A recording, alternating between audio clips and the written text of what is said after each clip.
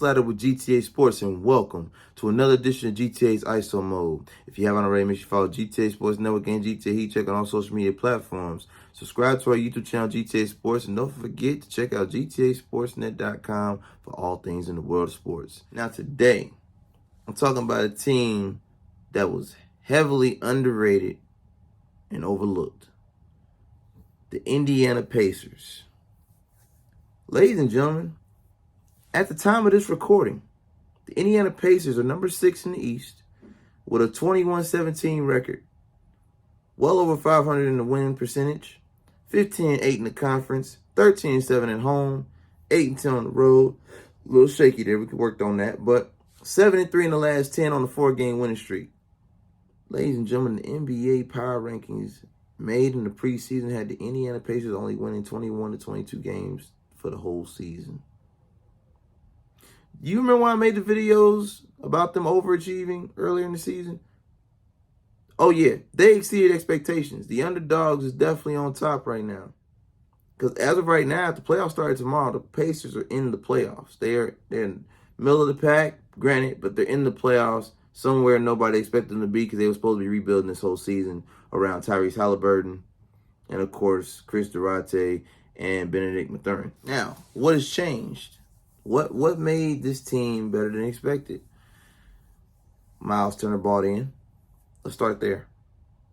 They're offering him an extension as we speak. There have been talks and reports coming out that, the Pacers want to retain him and re-sign him, give him a big contract since he's committed to the team. I think he realizes that this is a better situation than going to L.A., even though he was definitely pressing the issue to move and get the trade done to L.A. It's no secret the Pacers are doing better than the Lakers right now. The Lakers are where the Pacers were supposed to be projected this season right now in the West. And that's a whole nother video. I've done enough Laker videos. I'll give y'all one in the near future. Great game last night by the Lakers beating the Hornets too. I'll definitely check out the shorts. I'm going to drop one on that because they had a real good one. Shout out to the Lakers on that. LeBron did his thing. But as far as the Indiana Pacers go, being from Indianapolis, of course, I got to show love to the home team. When the home team is doing what they're supposed to do and overachieving expectations, this is what you're supposed to do. Give the flowers and give the respect that they deserve. How do I feel about the Miles Turner contract extension? Well, as long as he's bought in and can stay healthy, you're looking at a Defensive Player of the Year, runner-up, multiple seasons.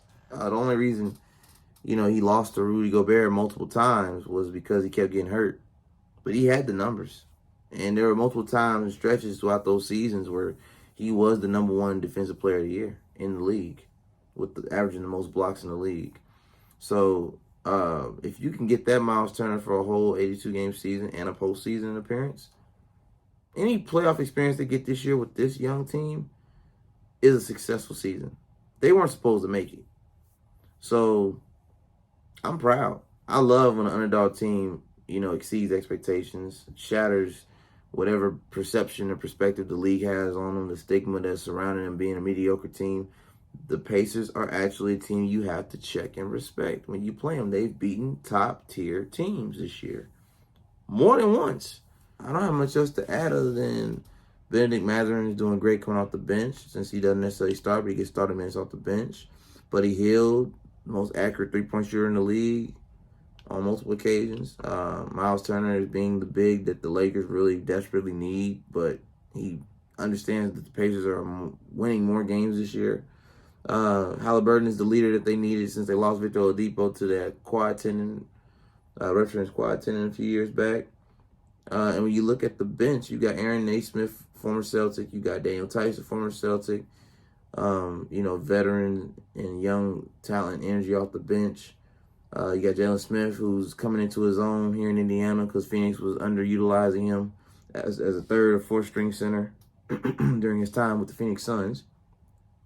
You got Isaiah Jackson, as well as O'Shea Brissett, who both, fill the 4 and 3 respectfully when needed. So you got your forwards. TJ McConnell's a great backup point guard, veteran point guard, knows how to get the game done. He's basically a poor man JJ Redick. He does it all.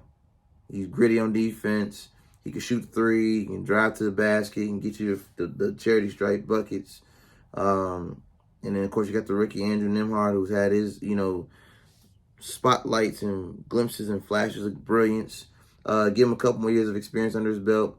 He'll definitely be a problem. Durate loves to shoot the ball. As long as he's open, he's shooting. Whether he's having a good shooting night or a bad shooting night, he's going to shoot his way through the slump. I know that's not usually a positive, but for this particular team, it's okay to have a shooter that's not afraid to pull that trigger at any given moment.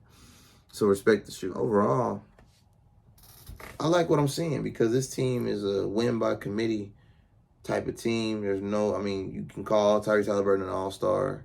I won't make the mistake other pundits and analysts have made saying that Tyrese Haliburton is not an all-star. He is definitely an all-star guard this year coming out of the East. No holds barred. What he's doing, leading the league in assists, pass first and still getting his buckets. What more do you want from your point guard? He's getting everybody involved. Pace of play. He controls the pace of the game. And he knows how to just make winning plays. The IQ is high. And he understands that the weight of the team is on his shoulders. And he's carrying it better than I expected. The fact that you guys got Miles Turner to hit the corner. And basically recommit to the team. And even entertain the conversation of re-signing. You would think I'd be upset about that, but I'm really not because the Lakers are a dumpster fire compared to what they're supposed to be. And Turner is utilized here. He's a face of the team. He's a leader of the bigs on this team. With Goga backing him up on the bench. They need him, and I don't think he fit better anywhere else, to be honest, at this point. Overall, ladies and gentlemen, the Indiana Pacers have proven to you that you don't need a superstar to win games. You just need players who know how to play the game on both sides, block shots, and get shots. A great head coach in Rick Carlisle who knows how to develop players, maximize strengths and minimize weaknesses, run defensive schemes to offset the offense of the opponent. And you get a winning record with that. 21-17, 7-3 in the last 10, 4-game win streak. You're dominating the conference.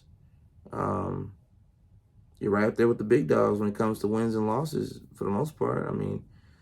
Most of these teams are only a couple games apart from each other from moving seeds. You can make a case that if the Sixers go into a slump, I believe the Pacers do play the Sixers in the next few games. They could trade places and be a top 5 team in the East easily. Cavaliers just had a hell of a game in overtime against the Bulls because of Donovan's 71 point, and I'm going to address that on another ISO mode. The Cavaliers are definitely up next, so stay tuned for that. Shout out to Donovan Mitchell for breaking Devin Booker's in-game record of 71 points with, I believe he had 10 or 11 assists. Crazy. When you look at the teams that are at the top of the East, the Pacers are built to go toe-to-toe with any of them. Now, will they make a deep playoff run? I'm not ready to say that this year. Give them a couple years, maybe get another all-star or another veteran. They're a piece or two away. But I love if this is the rebuild, this is arguably one of the best rebuilds I've seen all season. So congratulations, salute to the Indiana Pacers. I love what you're doing. This has been an episode of GTA's ISO Mode. You can follow me at Ty Slatter. Follow GTA Sports Network, GTA Heat Check, and don't forget to like, comment, and subscribe to GTA Sports on the YouTube. And don't forget GTAsports.com for all things world sports. It's Ty Slatter here, and until next time, take care.